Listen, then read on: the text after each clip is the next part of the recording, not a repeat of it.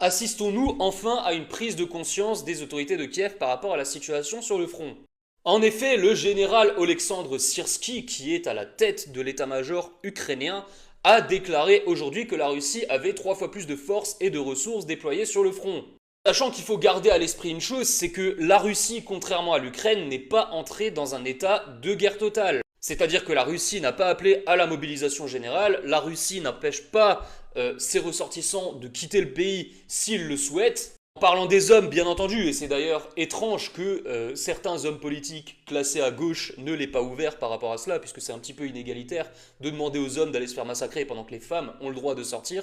Mais bon, que voulez-vous, les contradictions du féminisme. Quoi qu'il en soit, c'est tout bonnement évident que la Russie ait beaucoup plus de ressources, que ce soit humaines, matérielles, etc.